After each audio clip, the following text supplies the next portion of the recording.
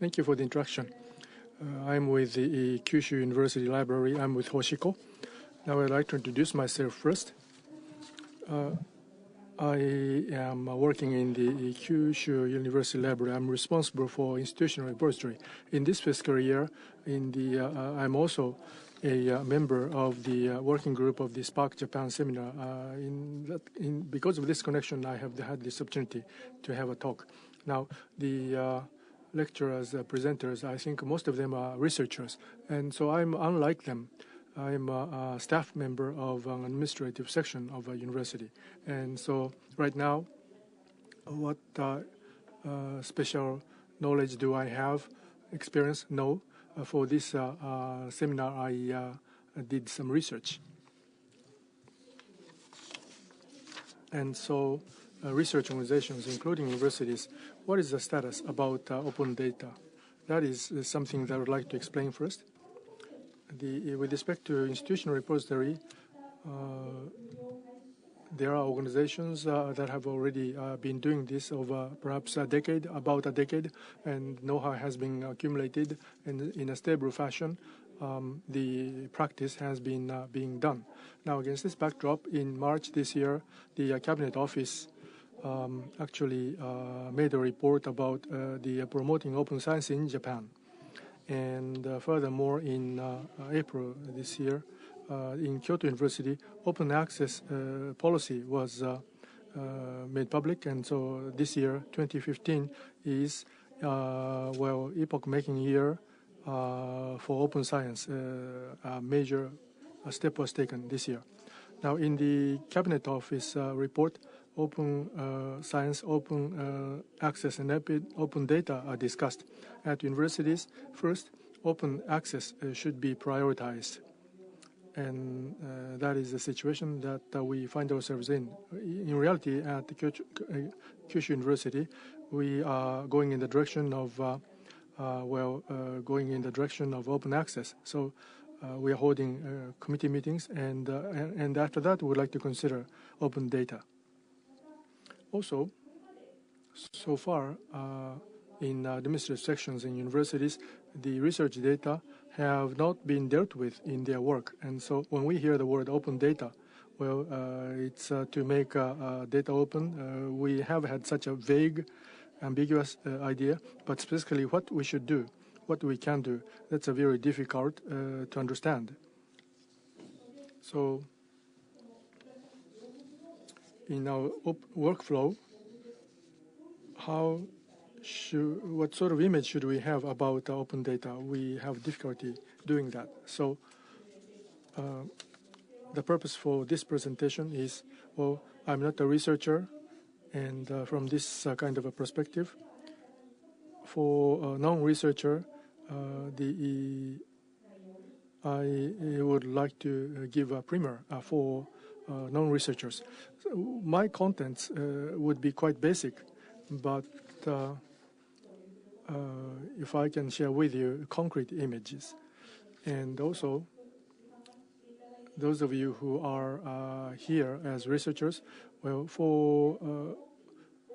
the administrative staff have this or that information and don't have this or that kind of understanding. Well, if you know that, then you can perhaps we can have a smoother conversation between the researchers and non-researchers, the administrative staff.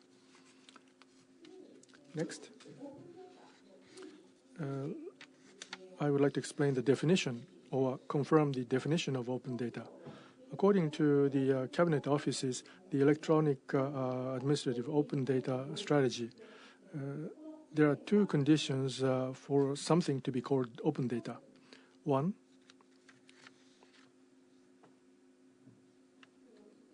the first point, the data format must be machine readable. And two, the data should be published under a usage rule that allows secondary use.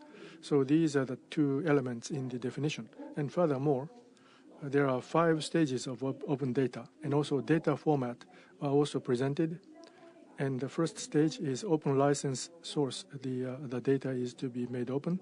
So, and the 5th stage is web standard format, and that's can be connected with external world, and so there are 5 stages. In other words, if you look at this, somewhere on the network data is placed, and if it's open, is that the end of the story? No, it's not that simple. Data should be easily shareable, and the way to make it open has to be concretely assumed. For example, in a library like this, the materials are put into a digital format and made public on the web. This is a case of Kyushu University. The image is made open, but in this collection, the list of titles in the collection is made open so that it can be downloaded. We haven't done that. And also the image itself, can you download it and use it in a secondary use format? No. So if you want to use it, then you have to make an application to the library. So in other words, when it comes to, this, we are still at a rather low stage when it comes to the open data. As was mentioned by Oyama-san, making public the data of the classical documents, that is being pursued by the National Institute of Japanese Literature. So I think there would be a great progress, there can be a great progress in connection with the making public of the classical documents. Now, so if you look at the definition of open data, it says shareability on this page. In open data, the importance of something that can be shareable is very high. That is my impression. This is actually a shelf of things that can be shared amongst us at Kyoto Kyushu University Library, and PCs and others that can be shared amongst people stored here. And so in the case of institutional repository, this is called the showcase of research results. So as if you are in a cake store, you see lots of cakes. But in the case of open data, the situation is a little different from that. The data is a tool, and many people should be able to use them, the data. That's what is important. So the inside of the shell, it should be sorted out so that people can get hold of it very easily, or you should label them so that you can see what is where. So open data should be considered this way.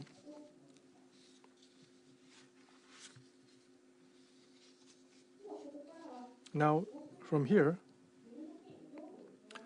I would like to take a look at the moves of making the administrative data open so that we can have a concrete image about how to treat the open data as part of the work of the administrative staff. Now, the Cabinet's Cabinet Office's report says that in the past, activities related to open data were frequently interpreted as public disclosures of administrative data and other data possessed by the governments. So I think there is more advancement in the opening of the administrative data, so we can learn from it. So it says, let's start open data. This is the first primer for the local governments. For people who are responsible at the local governments, it's written in a very understandable way, easy to understand way. There are 6 steps, starting with decide the team responsible for it, so it's very easy to understand. So for us also, we can learn a lot from this primer, the introduction. And with respect to the platform for opening, some local governments have this, so you can compare them for your reference. What you see here is the case of open data of Fukuoka City. For example, the fire stations send out the emails on, for example, the fires, accidents, and first aid, and also the atmospheric environmental observation results are also sent out. So this can be used by administrative people, and also this can be used by private sector people. And furthermore, this platform supports CCAN. The open software CCAN is used, CKAN. So how universities should promote open data. Software, actually, what to do with software is a very important point to study. Particularly in the case of universities, already they have institutional repository. So separate from that, should we have this kind of repository, or can they be managed jointly together? That is something that we have to also do more research. And next, I would like to talk about how to develop the data itself. In the case of administrative data, the common vocabulary, there is a project to develop a common vocabulary platform. The Information Technology Promotion Agency establishes the database and also tools. We have a variety of local governments, and when they deal with data, if the same is dealt with, the same item name and in the same data format, opening should be done. Because across the organizations, for those people who want to use the data, it would be more convenient. So this kind of a project is being carried out. In the case of research data, as we have heard before, different fields have different data. So commonization may be a little difficult. But in the case of administrative data, this kind of a system is in place, arrangement is in place. So this way, if you think about these kind of efforts for open data that is already carried out for the administrative data, if you learn from it, then I think we can more easily image what to be done. On the other hand, according to the report of the Cabinet Office, which I alluded to before, it says, thus, in establishing Japan's basic policies, we must conduct our investigations with a clear understanding of the differences between the openness of research and government data. So it's different from administrative data. Research data is different from government data. And so we have to understand the challenges that are inherent, unique to research data. And we often hear data management plan in connection with handling of research data. Data management plan, DMP for short. I think many of you are familiar with this, but DMP, for example, in the research, what kinds of data are to be dealt with, and where are they saved, and what kind of arrangement is there for make it open. So about the how to deal with the data. That's what's written in it, and according to the format of the local government, a DMP has to be put in place and has to be submitted. And in the flow of open science, the research organizations that receive aid that are required to submit a DMP will increase in number, and so one role of the administrative staff is to help efficiently create the DMP. What you see is something provided by University of California DMP tool, and other than that, other than the University of California, some universities are partners and use this. And so you select a template and input necessary items. Then on the right-hand side, as you see, the plan, DMP, is generated. Or, with respect to challenges unique to research data, the size of data volume and the diversity are also different from the administrative data, government data. What you see on this screen is the one of Queensland University Technology of Australia. This was made open in May this year. This is part of the data storage options for QT researchers, and you can answer a yes or no question, and on the right-hand side of the page, what kind of storage it would be appropriate. That's shown. So in the storage, depending on the nature of the data and the use, purpose of use, well, you have to use it differently. And that's also responded to. Also, when I was thinking about the issues peculiar to research data, on October 6th, the Ministry of Education made public the interim summary on the promotion of making the academic information open, and the items that are expected from the universities are shown here.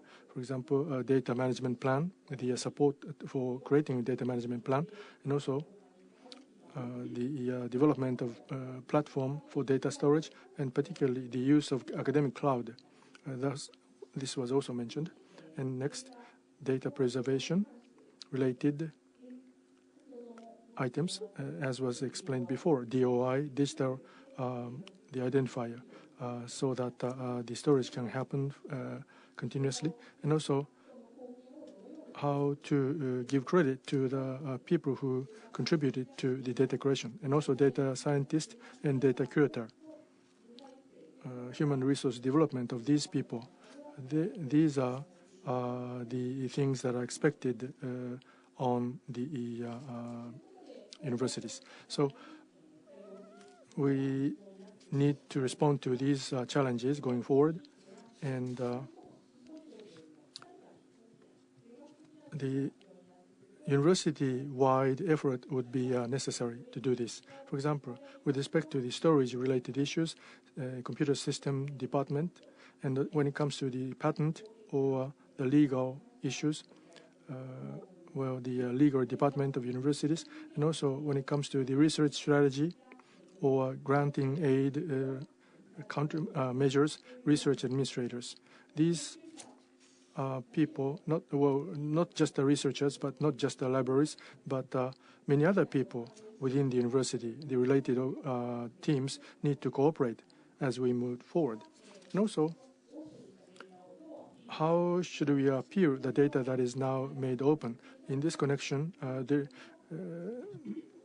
reputation management is something also we have to give consideration to.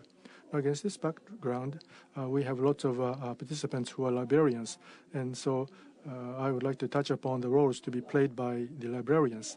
The first is role as a coordinator. Yesterday, I had an opportunity to talk to Mark Persons, and he mentioned facilitator. So perhaps the word facilitator may be a more appropriate expression than coordinator. But librarians to date have had a nationwide network amongst them, and events have been held. And within universities about open data, maybe librarians are in a position to get information better than anyone else. So the information gotten can be distributed to various other departments. Libraries can do this or that, but this and that may be challenges for libraries. Having consultations with other people, the university as a whole can promote the use of open data. The other point is a role as a data curator. Now, in connection, this was mentioned in the interim report of MEXT, so maybe this will be recommended. That's why I wrote it here. But every 3 years, you are rotated, and what you do will change. Now, against this backdrop, how human resources would be effective may be one challenge that we are faced with. So I talked about many points, and my presentation may have been rather disorganized, but if you're interested in any point, please take a look at the information source. Thank you.